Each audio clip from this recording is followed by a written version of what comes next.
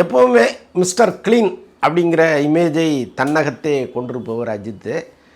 அவர் எது சொன்னாலும் அப்பா அவர் வெள்ளந்தி மனசுக்காரருப்பா, அவர் சொல்கிறது தான் சரி அப்படின்னு சொல்கிற ரசிகர்கள் ஏராளமானவர்கள் இங்கே இருக்காங்க.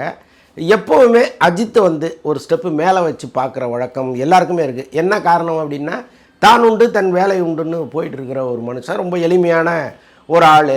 அவர் நினச்ச வாழ்க்கையை அவர் வாழுறாரு, அவரை யாரும் டிஸ்டர்ப் பண்ணாதீங்க அப்படிங்கிற எண்ணம் எல்லாருக்குமே இருந்துச்சு. ஆனால் அண்மையில் இப்படி ஒரு பேட்டியை அவர் கொடுப்பாருன்னு யாருமே நம்பியிருக்க மாட்டாங்க. அவர் ஒரு பேட்டியை கொடுத்து இந்த சமூகத்தில் பெரிய சர்ச்சையை ஏற்படுத்தியிருக்கிறாரு.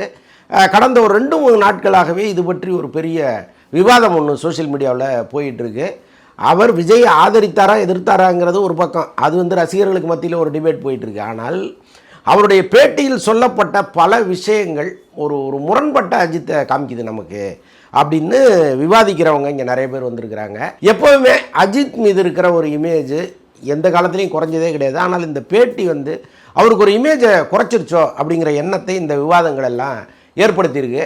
முக்கியமாக அவர்கிட்ட என்ன கேட்குறாங்கன்னா, இன்றைக்கி நீங்கள் ரசிகர்கள் குறித்து வைக்கிற கருத்து உள்ளபடியே நியாயமானது தான். ஒரு குறிப்பிட்ட ரசிகர்கள் இருக்காங்கல்ல, இவங்க அந்த தியேட்டரில் FDFS அன்னைக்கு பண்ணுற அலப்புறை இருக்குல்ல, அது ரொம்ப கன்றாவியாகவும் அருவருப்பாகவும் இருக்குது.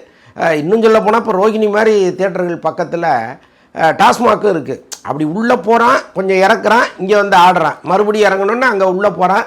இப்படி ஒரு கூட்டம் பெருகிருச்சு.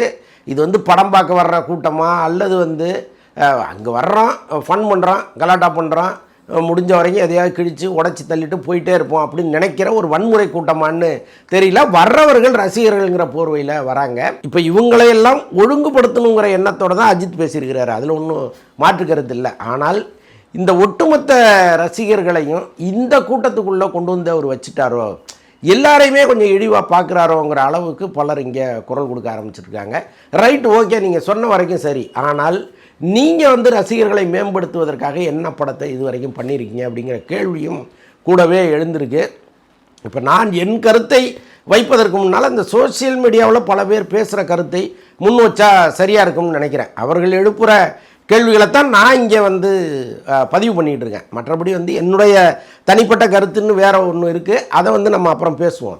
ஆனால் இவர்கள் இங்கே கேட்குற கேள்விகளுக்கு அஜித்திடம் பதில் இருக்கா அப்படிங்கிறது தான் என்னுடைய கேள்வியாக இருக்குது. அவங்க என்ன சொல்கிறாங்க, சார் நீங்கள் இவ்வளோ படங்கள் நடிச்சிங்கல்ல, இந்த ரசிகர்களை இன்னும் கொஞ்சம் மனிதனாக்கிறதுக்காகவோ அல்லது அறிவுபூர்வமான ஒருத்தனை மாற்றுவதற்காகவோ ஏதாவது ஒரு படம் நீங்கள் பண்ணியிருக்கீங்களா? கடைசியாக வந்த குட் பேட் அக்லி கூட ஒரு ரசிகன் மனநிலையிலிருந்து எடுக்கப்பட்ட ஒரு படமாக தானே இருக்குது, அதில் நீங்கள் என்னத்தை கிழிச்சிட்டிங்க அப்படின்னு கேள்விகளை கேட்குறாங்க. அப்புறம் இன்னொரு கேள்வி எனக்கு வந்துச்சு.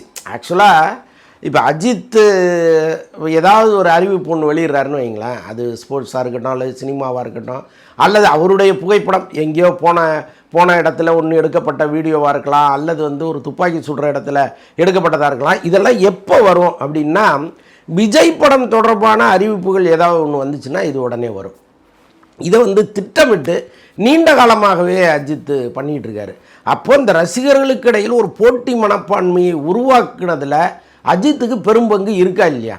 அப்போது இந்த கூட்டத்தை உருவாக்குனதில் எனக்கும் பங்கு இருக்குங்கிற எண்ணம் இல்லாமல் எப்படி ஒரு பேட்டியை அவர் கொடுக்கலாங்கிறது தான் என்னுடைய கேள்வியாகவும் இருக்குது.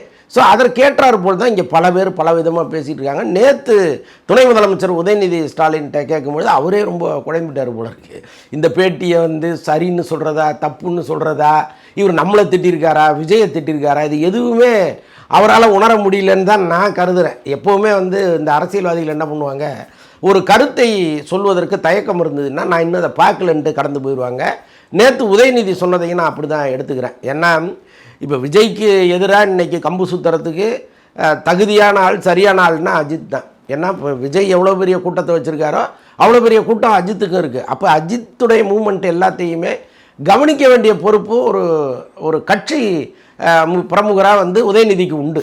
அவர் நமக்கெல்லாம் துணை முதலமைச்சருங்கிறத தாண்டி ஒரு கட்சியினுடைய முக்கியமான தூண் அவர் இந்த சுச்சுவேஷனில் அஜித்தினுடைய பேட்டி என்னங்கிறத கவனிக்கிறது தான் சரி. ஆனால் நான் அதை பார்த்துட்டு அப்புறம் கருத்து சொல்கிறேன்னு அவர் கடந்து போகும்பொழுது அவரே குழம்பி இருக்கிறாருன்னு நம்மளால் புரிஞ்சிக்க முடியுது. ஏன் அவர் கருத்து சொல்லவில்லை அப்படிங்கிறதுக்கான காரணத்தையும் இந்த சோசியல் மீடியாவில் தொடர்ந்து விவாதிக்கிறாங்க. என்னென்னா அஜித் வந்து இலவசங்கள் குறித்து ஒரு கருத்தை சொல்லியிருக்கிறார். பொதுமக்கள் வந்து எப்போவுமே அரசாங்கத்தை எதிர்பார்த்துட்டு இருக்கக்கூடாது எல்லாத்துக்கும் அப்படின்னு ஒரு கருத்தை சொல்லியிருக்கிறாரு. இது எவ்வளவு மேட்டிமைத்தனமானதுங்கிறது பெரிய விவாதமாக மாறி இருக்குது. இங்கே இலவசங்கள் தவறுன்னு சொல்கிற யாராக இருந்தாலும் அவர்கள் தண்டிக்கப்பட வேண்டியவர்கள் தான், அதில் மாற்று கருத்தே இல்லை. ஏன்னா இந்த சமூகம் ஏற்றத்தாழ்வு மிக்க சமூகம்.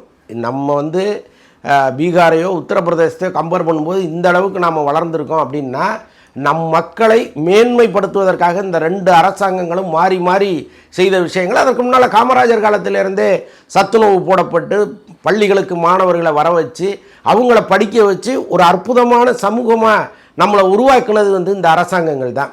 இவங்க வந்து வெறும் கல்வியை மட்டும் இலவசமாக கொடுக்கல. இப்போ சீமான் போன்றவர்கள்லாம் கல்வி இங்கே இலவசமாக கிடைக்கலன்னு தொடர்ந்து சொல்லிட்டு இருக்காங்க. அப்படி கிடையாது. அரசு பள்ளிகளில் எல்லாமே இலவசம். நீங்கள் போடுற செருப்புலேருந்து எல்லாமே நீங்கள் புத்தக பையிலேருந்து புத்தகங்கள்லேருந்து எல்லாமே இலவசமாக கொடுத்து தான் படிக்க வைக்கிறாங்க. அரசு பள்ளிகளில் படித்து மிகப்பெரிய இடத்துக்கு வந்த அதிகாரிகள் எல்லாம் எனக்கு தெரியும். ஸோ அதனால் இங்கே இலவசங்கள், கல்விக்கு இலவசம் இல்லைன்னு சொல்வதை நம்ம முற்றிலும் ஏற்றுக்கொள்ள முடியாது. ஆனால் பெரிய பல்கலைக்கழகங்கள் இந்த மாதிரி வந்து இன்ஜினியரிங் காலேஜெல்லாம் தனியார் வசம் போயிருச்சு, அதுவும் அரசு பக்கம் வரணும்னு அவங்க பேசுகிறது நியாயம் இருக்குது, அதை விட்டுருவான். இப்போ அஜித் மாதிரி உள்ளவர்கள் என்ன சொல்கிறாங்கன்னா இந்த இலவசங்களே வேண்டாங்கிற ஒரு மனநிலையை அப்படி மெல்ல இங்கே உருவாக்குறாங்க. அது ரொம்ப ரொம்ப தவறானது. இங்கே ஏற்றத்தாழ்வை சமப்படுத்துவதற்கான வேலையை தான் அரசுகள் தொடர்ந்து இலவசங்கள் மூலம் செஞ்சிகிட்டு இருக்கு. ஒரு மிக்சி கொடுக்குறதோ, ஒரு கிரைண்டர் கொடுக்குறதோ, ஒரு டிவி கொடுக்குறதோ யாருக்கும் நான் சளைத்தவன் அல்லங்கிற எண்ணத்தை உருவாக்குவதற்காக செய்யப்பட்டது. அந்த வசதிகளை கீழ்த்தட்டு மக்களும் அனுபவிக்கணுங்கிறதுக்காக செஞ்சது. அதனால் நீங்கள் அப்படி போகிற போக்கில் வசதியாக ஒரு இடத்துல உட்காந்துட்டு பேசுகிறது இருக்குல்ல, அது மிக மிக தவறானது. இதெல்லாம் புரியாமல் அஜித் பேசுகிறாரா? அதுதான் சொல்கிறேனே. இப்போ வளர்கிற வரைக்கும் அந்த ரசிகர்கள் தேவை.